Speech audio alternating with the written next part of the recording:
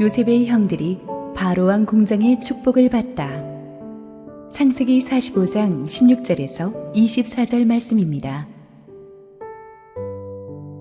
요셉의 형들이 왔다는 소문이 바로의 궁에 들림에 바로와 그의 신하들이 기뻐하고, 바로는 요셉에게 이르되 내 형들에게 명령하기를 너희는 이렇게 하여 너희 양식을 싣고 가서 가나안 땅에 이르거든 너희 아버지와 너희 가족을 이끌고 내게로 오라.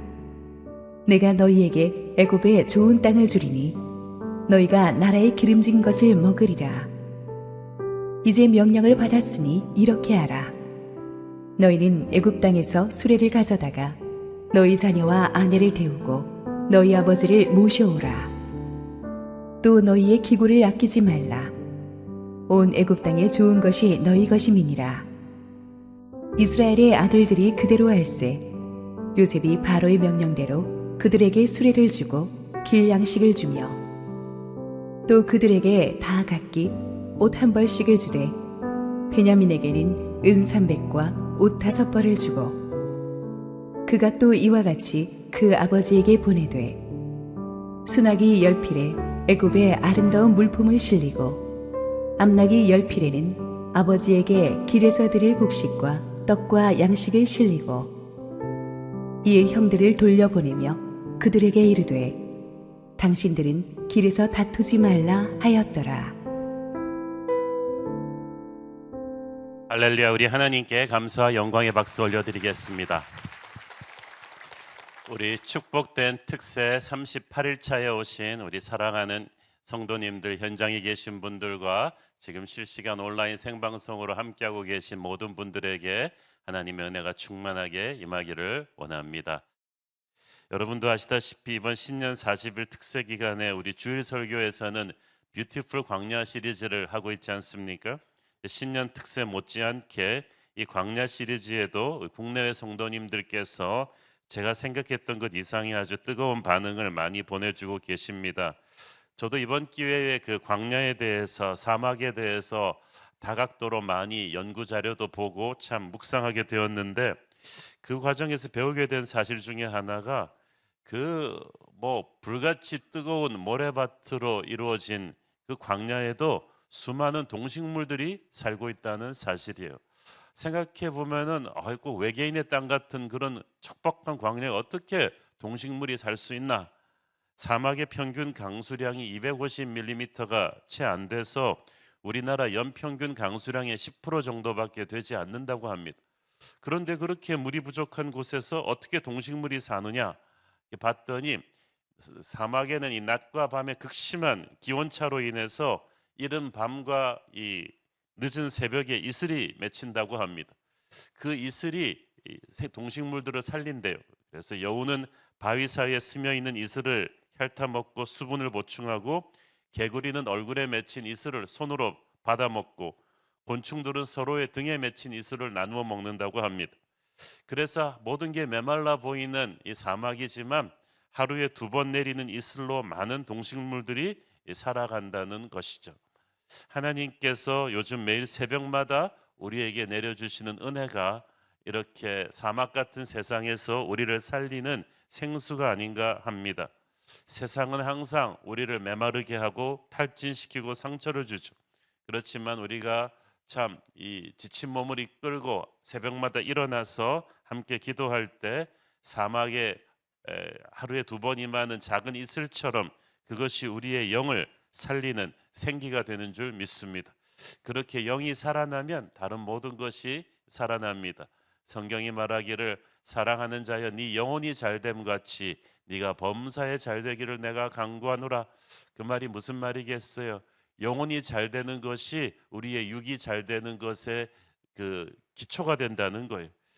인생이 흔들리기 시작하면 우리는 무엇보다도 은혜의 샘터로 달려와서 이 영적인 생수를 마셔야만 합니다.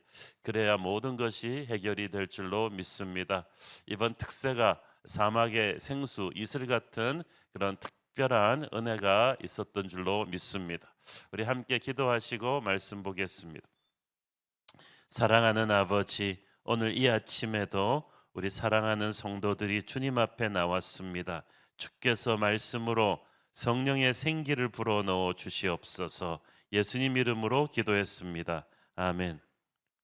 어제 본문에서 우리는 요셉이 마침내 자신의 정체를 형들에게 밝히고 형들과 울며 얼싸안는 아주 감동적인 장면을 함께 살펴보았습니다.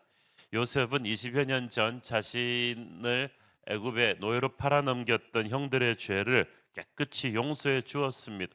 형들에게도 그 사실을 정확히 말해줌으로써 그들의 마음을 안심시켰습니다. 어제도 말씀드렸듯이 요셉은 착해서 인간적인 노력으로 용서할 수 있었던 것이 아닙니다. 하나님이 주시는 은혜의 힘이 아니면 굉장히 하기 힘든 용서였죠.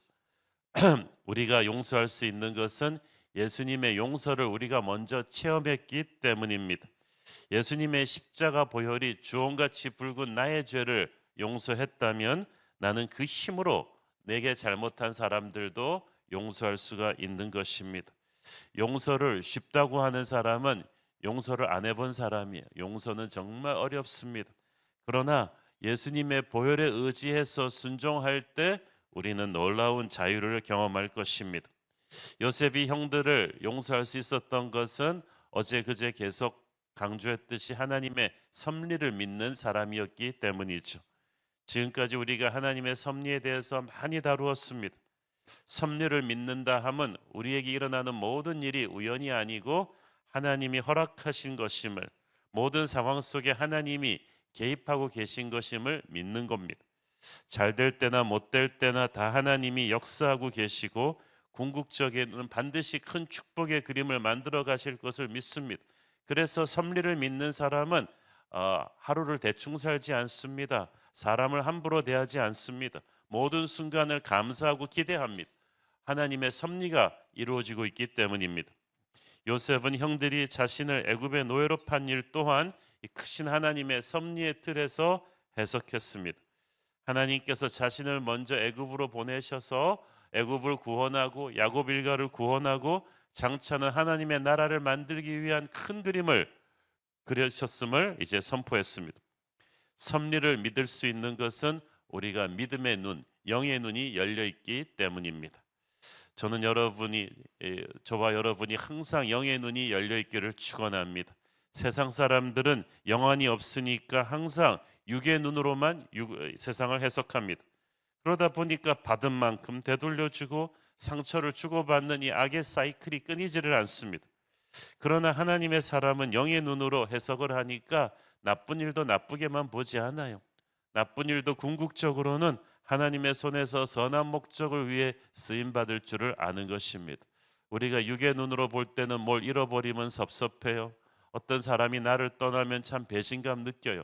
그러나 영의 눈으로 보면 하나님의 뺄셈 또한 덧셈 이상의 축복이라는 것을 알게 되죠. 우리가 다이어트 할 때도 살을 빼잖아요. 살 뺄 때 오 아까워라 내 살이여 이러는 사람 없잖아요. 살이 빠져서 좋다. 하나님이 내게서 빼시는 것도 지금 당장은 좀 섭섭하고 힘들어도 내게 필요하지 않은 것이기 때문에 빼신다고 생각하고 최고를 위해서 괜찮은 것을 제거하신다는 믿음으로 초연하는 것입니다. 그래서 힘들고 이해할 수 없는 일을 당해도 불평하거나 원망하지 않습니다. 용서할 수 있습니다. 그게 요셉이었습니다. 요셉이 형들을 용서할 수 있었던 것은 한마디로 인생을 보는 시각이 달랐기 때문이에요. 형들과는 차원이 다른 인생을 산 거예요. 자기의 고난을 형들의 악행으로만 본 것이 아니라 하나님의 큰 섭리의 틀이라고 해석했기 때문에 요셉은 원망과 저주의 인생을 허비하지 않았습니다. 여러분에게 누군가가 아무리 큰 잘못을 했다고 해도 그 사람을 미워하면서 살기에는 여러분 인생이 너무 아깝지 않아요? 그 사람 레벨로 흙탕물에서 같이 발을 담그고 있기에는 하나님이 여러분을 위해서 예비하신 꿈이 너무 큽니다. 그래서 그 사람에게 원수를 갚음으로 이기는 것이 아니라 그 사람보다 다른 차원으로 올라섬으로써 진짜 이기는 인생을 사시기를 바랍니다. 오래전 어떤 영화에서 보니까 주인공이 복수하겠다는 이념으로 온갖 어려움을 다 견뎌냈지만 정작 복수하고 나니까 너무나 허무해지고 너무나 황폐해지는 것을 보았습니다. 요셉은 그렇지 않았어요. 그는 분노의 힘으로 살지 않았습니다. 믿음의 힘으로 살았어요. 그래서 온갖 억울한 시련 속에서도 정직했고 희망을 잃지 않고 성실하게 살았습니다. 결국 그는 하나님의 은혜로 세상적인 성공도 얻었지만 그 힘도 복수의 도구로 사용하지 않았습니다. 총리 대신까지 돼가지고 그 힘으로 그냥 팔레스타인의 촌사람 뭐 10명 죽여본들 그게 통쾌합니까? 사람들이 멋있다고 하겠습니까? 우리는 조그만 상처를 받아도요, 난 다시는 사람을 안 믿을 거야. 머리 검은 짐승은 거두는 게 아니야. 자기도 머리 검은 짐승이면서 나는 사람들 다시는 안 사귈 거야 하고 막 난리를 칩니다. 그런데 받은 상처만 생각하고 준 상처는 생각을 안 합니까? 우리는 상처를 받은 것만큼 또 주고 있어요.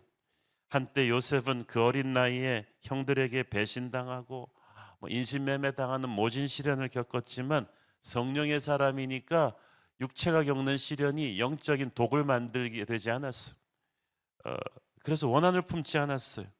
인간이 이해할 수 없는 하나님의 높은 섭리를 믿고 있었기 때문입니다. 그러니까 인생 앞에 닥치는 모든 문제 앞에서 패닉하지 않았고 침착하고 지혜로웠습니다. 반면에 그의 형들은 문제가 닥칠 때마다 막 불안하고 당황해하죠. 땅에서 보는 거하고 하늘에서 보는 거랑 차원이 다르지 않습니까? 하나님의 높은 시각에서 보면 나쁜 일 좋은 일 다 합쳐져서 큰 그림이 있습니다. 그래서 우리 하나님의 사람들은 요셉처럼 영의 눈으로 이 세상을 바라보는 사람인 줄 믿습니다. 요셉은 비전의 사람입니다. 비전은 어찌 보면 영적 집중력이에요. 하나님을 보는 거예요. 다른 것을 다 보는 것도 비전이라고 하지 않습니다. 하나님을 보고 하나님이 보여주시는 것에 집중합니다. 다른 것도 많이 보이지만 집중해서 보지는 않습니다. 대충 보면 됩니다. 우리가 체육관에서 러닝머신 뛸 때 대부분 러닝머신 앞에는 TV 모니터가 붙어 있죠. 뛰면서 TV를 볼 수 있어요. 저도 뛸 때 그래서 그 스포츠 게임을 거기서 많이 봤습니다. 저는 뛸 때 설교도 듣지만 축구나 야구 같은 스포츠 경기를 보면서 보는 이유는 러닝머신 뛰면서 굉장히 지루하잖아요. 단조로움에 지칠 수도 있는데 그걸 보면서 뛸 때의 괴로움을 잊는 거예요. 영적인 집중력이 그렇습니다. 세상 속에서 안 뛸 수 없지만 우리의 시선을 하나님에게 맞추고 뜁니다. 요셉의 성공의 비결이 그런 거예요. 하나님한테 항상 시선을 고정시키고 있었습니다. 창세기에서 요셉의 스토리를 보면 하나님께서 요셉과 함께 하셨다 이 말이 계속 나와요. 그 말은 요셉이 하나님과 함께 동행했다는 뜻도 됩니다. 그래서 요셉은 어떤 일을 당해도 항상 하나님과 함께 걸었기 때문에 피곤해도 피곤하지 않았습니다. 우리도 그래야만 합니다. 흔들리고 쓰러져도 변함없이 하나님께 시선을 고정시켜야만 합니다. 하나님을 뚫어지게 보시고 세상은 대충 봐도 됩니다. 우리가 거꾸로 해서 문제죠. 세상을 뚫어지게 묵상하고 하나님을 너무 대충 보고 성경은 대충 읽고 드라마는 깊이 묵상하면서 분석하면서 보고. 근데 요셉이 그게 아니었어요. 하나님을 깊이 바라보는 사람입니다. 보는 관점이 달라요. 시야가 넓어요. 상황에 휘둘리지 않아요. 상황을 지배하죠. 그 당시 전 세계에서 몰려든 기라성 같은 글로벌 인재들이 경쟁하는 것이 세계 제국 이집트였습니다. 그래서 이집트의 공무원 시험 그 9급, 8급, 7급 공무원 그 서열은요 지금 우리나라 공무원보다 훨씬 경쟁이 치열해서 수만 명이 막 다투는 그런 곳이었어요. 근데 저 멀리 가나안에서 노예로 끌려온 요셉이 거기서 뭐 돈이 있습니까? 학벌이 있습니까? 백이 있습니까? 집안 배경이 있습니까? 뭐 과외를 했겠습니까? 그래서 세상에서 성공하기 위해 필요한 공식들이 스펙이 요셉한테는 아무것도 없어요. 흙수저도 요셉한테는 정말 과한 말이에요. 이런 흙수저가 없습니다. 요셉한테는 오직 하나님뿐이었는데 여러분 주님 한 분만으로 충분합니다. 따라해 보세요. 주님 한 분만으로 충분합니다. 주님 한 분만으로 충분합니다. 이것을 우리가 가슴속에 새겨야 돼요. 오직 하나님과 동행함으로 그는 노예에서 총리 대신까지 올라갈 수 있었어요. 우리에게 가장 중요한 것은 하나님과 동행하는 것입니다. 여러분의 자녀에게 가장 중요한 것은 그 아이가 하나님과 동행하는 법을 가르치는 겁니다. 그것만 확실히 하면 다른 건 이래라 저래라 할 게 없어요. 그리고 여러분이 이래라 저래라 하는 게 옳지 않아요. 왜냐하면 세상이 너무나 변하고 있어. 그렇죠? 요셉의 인생을 보면 이 믿음이라는 것은 현장에서 체험을 통해서 성장한다는 것을 배웁니다. 하나님의 섭리는 하나님이 보여주시는 것만큼 알 수 있는데 하나님은 우리의 영성이 성장하는 것만큼 알게 하시는 것 같아요. 그러므로 하나님의 섭리가 우리의 삶에 이루어지기 위해서 또 이루어지는 것을 보기 위해서 가장 필요한 것은 믿음입니다. 사실 요셉이 억울하게 노예 생활할 때 또 감옥에서 그 죄수 생활할 때 하나님의 천사가 낙담하고 있는 요셉한테 와가지고 한마디만 해줬으면 얼마나 좋았겠어. 요셉아, 이게 다 훗날 네가 총리 대신 될 각본이니라. 눈 꼭 감고 한 10년만 견뎌라. 한마디만 해주셨으면 요셉은 얼마나 힘이 났겠어. 근데 하나님께서 그렇게 하지 않으셨어요. 지금 누가 여러분 청년들 직장 못 찾고 있는 분한테 와가지고 걱정하지 마라. 조금만 있으면 네가 스타트업을 하게 돼가지고 대박을 쳐가지고 한국 최고의 경영자가 될 것이다. 이런 말 한마디 해주면 얼마나 희망을 가지고 오늘을 견디겠어. 그런데 하나님은 하루에 하나씩 그렇게 전진하게 하세요. 이것은 요셉의 믿음을 키우기 위해서였어요. 당장 눈에는 아니 증거 아니 보였지만 믿음을 가지고 한 걸음 한 걸음씩 나가는 것이 중요합니다. 그러면 우리가 영적으로 강해지고 성장하고 있음을 나중에 깨닫게 될 것입니다. 하나님의 비밀을 깨닫게 되고 하나님의 능력을 체험하게 되고 하나님의 사랑을 느끼게 되죠. 그 믿음은 교실에서 이렇게 공부해서 생기는 것이 아니라 삶의 경험을 통해서 쌓여가는 거야. 그래서 제가 항상 강조하는 게 그것입니다. 아멘 다음이 중요한 거예요. 그래서 제가 항상 집중해서 보는 거는 저는 그래서 교회 양육 프로그램을 아마 제가 가지고 있는 콘텐츠 다 풀었으면 지금보다 한 10배는 더 많은 성경 공부와 양육 프로그램이 돌아갔을 거예요. 그런데 저는 제가 알고 있는 거의 10분의 1도 교회에서 안 풉니다. 왜냐하면 하나를 배워도 실제로 살아낼 수 있도록 그걸 체크하는 게 정말 중요하다고 생각했기 때문에 주님께서는 교회를 주님의 군대라고 하셨지 학교라고 하지 않으셨기 때문에 지식을 위주로 공부하는 것이 아닌 정말 삶의 현장에서 이 믿음이 성장할 수 있도록 하는 그런 양육을 저는 보고 싶은 것입니다. 그 요셉이 그렇게 양육받은 거죠. 살다 보면 주님께서 나를 엉뚱한 곳으로 이끌어 가실 때가 있어요. 요셉은 애굽에 가는 것은 정말 엉뚱한 곳이어서 엉뚱한 방법으로 갈 때도 있습니다. 그것이 내가 좋고 편한 곳이 아니라 좀 거칠고 고통스러운 곳일 수도 있습니다. 헨리 나우에는 말하기를 영적 성숙이란 주님께서 내가 가고 싶지 않은 곳으로 나를 데리고 가실 때도 기꺼이 따라가는 능력이라고 했어. 이거 쉽지 않은 능력입니다. 내가 가고 싶지 않은 곳으로 나를 이끄시는데 따라가는 능력. 주님이 나를 예측하지 못한 곳으로 데려가셔도 주님을 원망하거나 의심하지 말고 그냥 따라가는 능력. 그게 영성이다. 섭리란 부분을 보지 않고 전체를 보는 것입니다. 날계란 먹기 싫어하는 사람이 있죠.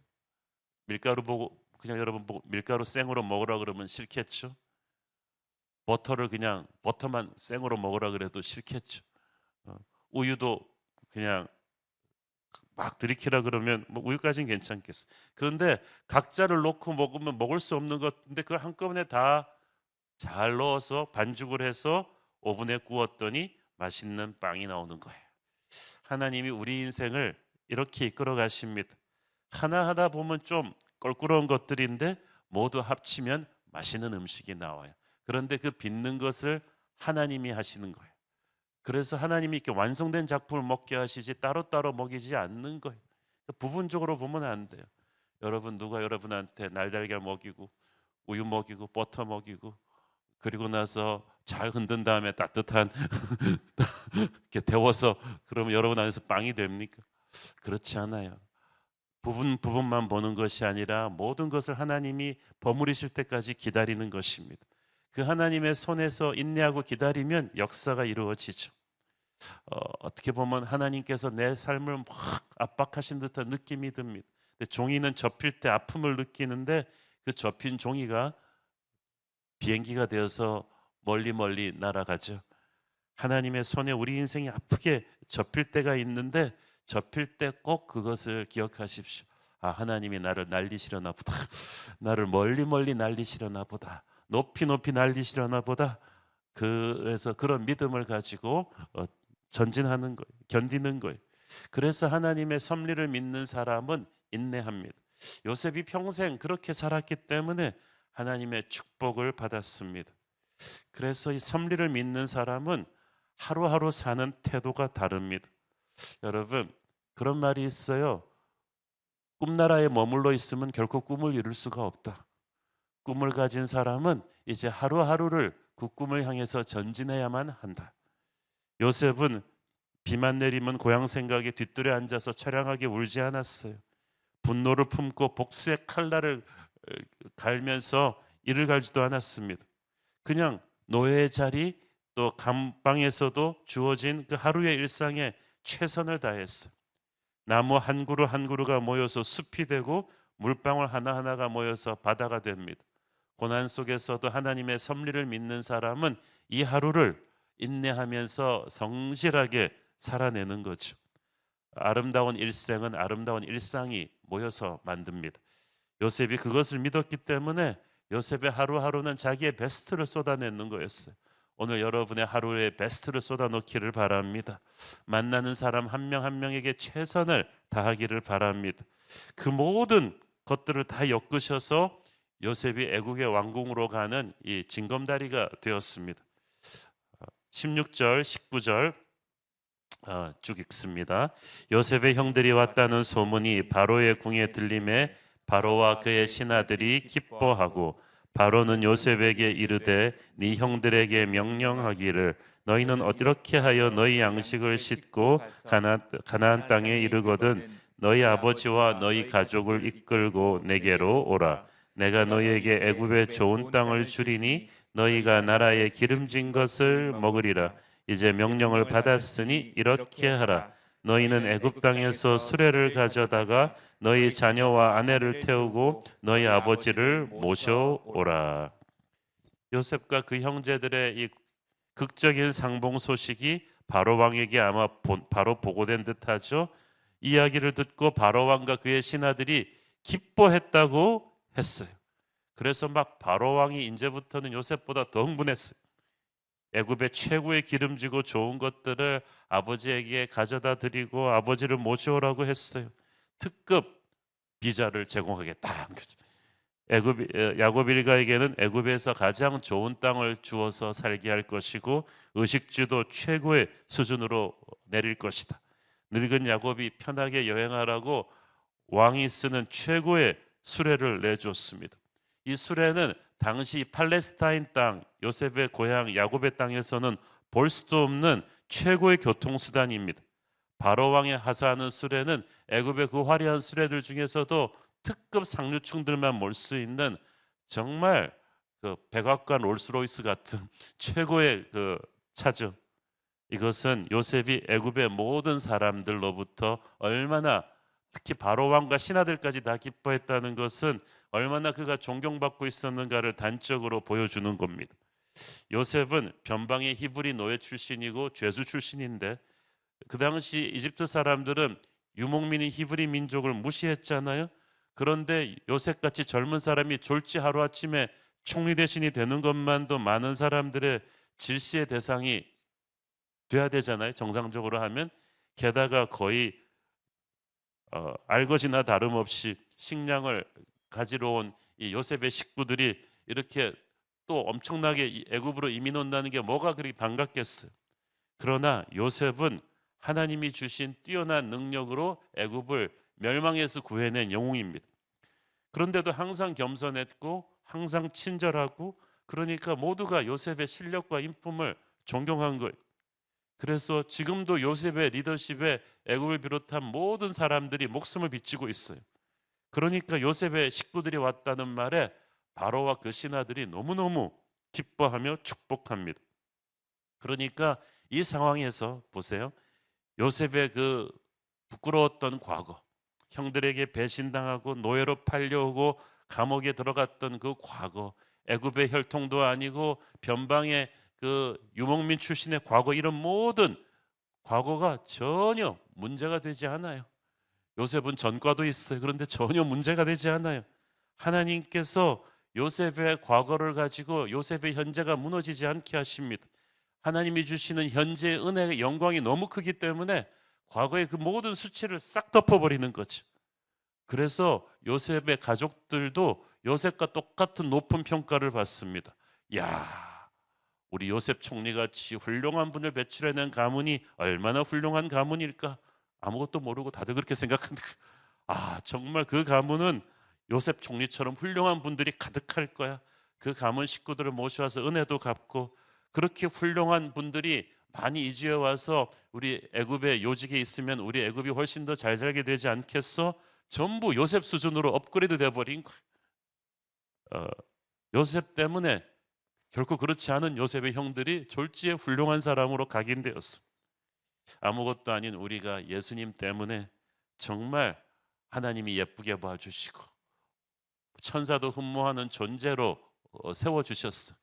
항상 우리 주제 파악합시다. 우리는 아무것도 아니었는데 예수님 때문에 이렇게 높이 고귀하게 평가받는 거예요. 또 한 가지, 바로 왕을 비롯한 애굽 사람들이 요셉 형제들을 이렇게 성대하게 환영해 주게 된 데는 요셉의 지혜로운 배려가 결정적 역할을 했죠. 지난 본문에서 우리가 언급하지 않은 포인트가 하나 있는데, 요셉이 자기의 정체를 형들에게 밝히기 전에 그 자리에 있던 모든 애굽 신하들을 밖으로 내보내고 문을 잠궜습니다. 그 밖에는 요셉과 형들밖에 남지 않았고, 그 안에서 요셉은 히브리 말로 이야기했기 때문에 안에서 무슨 대화가 오고 갔는지 요셉의 최측근 신하들도 들을 수가 없었어요.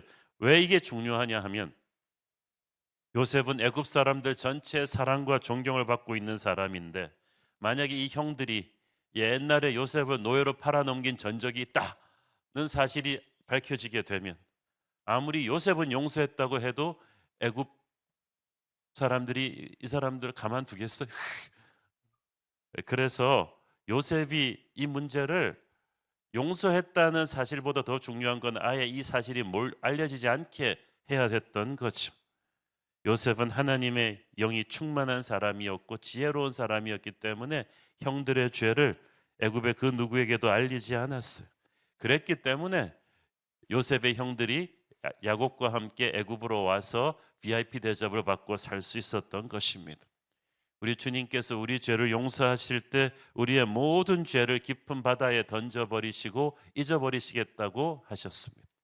To forgive is to forget. 용서는 잊어버린다는 것입니다.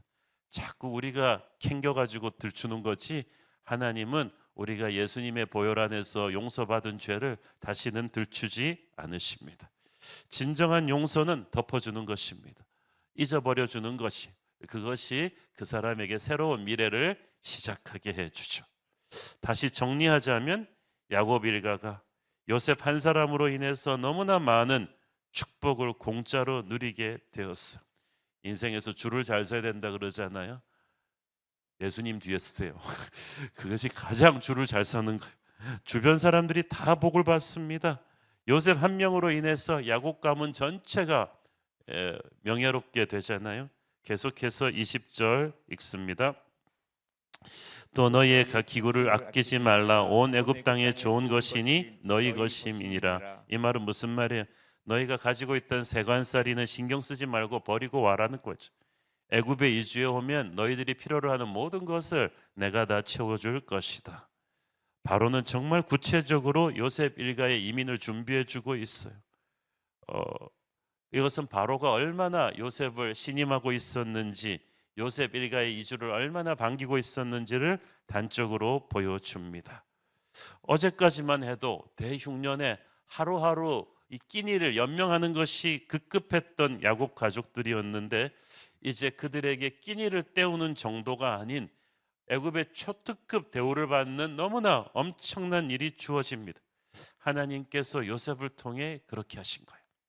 요셉은 예수님을 상징하는 인물이라고 했죠. 여러분이 예수님 안에 거하면 먼저 그 나라와 그를 구하면 여러분이 구하지 않은 다른 모든 것을 여러분에게 더해 주실 줄로 믿습니다. 그러므로 째째하게 거지 구걸하듯이 기도하지 마세요. 하나님 저 불쌍하죠. 요거 해주세요. 저거 해주세요. 지금 그 레벨이 아니에요. 아들이 돌아온 탕자가 아버지의 집으로 돌아왔을 때 우리가 인터넷 예약하듯이 돌아가면은 아침은 이걸로 해주시고 뭐 옷은 이걸로 사주시고 이렇게 다 째째하게 말하지 않잖아요. 아들의 신분만 회복이 되면 아버지가 알아서 최특급으로 다른 모든 것을 채워주실 것입니다. 아까워하지 말고, 옛사람을 아까워하지 말고 하나님 품으로 오라고 하십니다. 한 사람 요셉을 통해서 얼마나 큰 풍성한 복을 누리게 됩니까?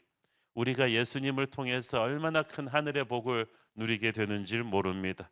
그래서 요셉의 형들이 고향의 아버지에게 기쁜 소식을 전하려고 막 길 떠날 준비를 합니다. 요셉이 정말 여기서 바리바리 실어준다는 말이 여기서 나오는 것 같아요. 그냥 수레가 무너지도록 옷도 주고 양식도 주고 선물도 주어줬어요. 우리가 하나님을 믿고 나서 우리 죄를 용서하시고 하나님의 자녀 삼아 주신 것만도 감사할 일인데, 기대하시라. 여러분 인생의 모든 것이 달라집니다. 예수님을 믿고 우리 기독교 역사에 보면은 나서 구원받은 민족들은 보면요, 이제 가정이 회복이 되고 술 끊고 도박 끊고 폭력을 끊고 건강하게 일하면서 긍정적인 비전을 가지고 살게 되면서 그 사회가 변하고 나라가 부강해지는 것까지 우리가 볼 수가 있어요. 우리가 예수님을 믿고 예수님 안에 거하게 되면 여러분이 구하지 않은 모든 기도 제목들이 다 응답이 될 것입니다. 여러분 지금 보세요. 여러분이 누리고 있는 것들 중에서 여러분이 기도해서 응답받은 것도 있지만 단언컨대 기도하지 않았는데도 패키지로 따라온 축복이 굉장히 많을 거예요. 가장 중요한 것을 붙잡으세요. 요셉을 붙잡으면 다른 모든 축복이 옵니다. 예수님을 붙잡으면 다른 모든 축복이 옵니다. 이런 성경 속의 기적이 우리가 믿기만 한다면 내게도 임한다는 것을 믿을 때 여러분 또한 기적의 주인공이 될 것입니다. 기도하겠습니다. 주님 은혜를 감사합니다. 요셉으로 인하여 야곱 가문의 운명이 변하고 요셉의 형들이 고귀함을 받고 풍성함을 누리게 되었습니다. 우리가 예수님으로 인하여 회복을 얻고 모든 것이 우리가 상상하는 것 이상의 풍성한 응답을 받을 줄 믿습니다. 이것은 신화가 아니라 사실입니다. 우리가 믿음을 가지고 나갈 때 성경 속의 기적이 우리에게도 임할 줄로 믿습니다. 예수님 이름으로 기도했습니다. 아멘.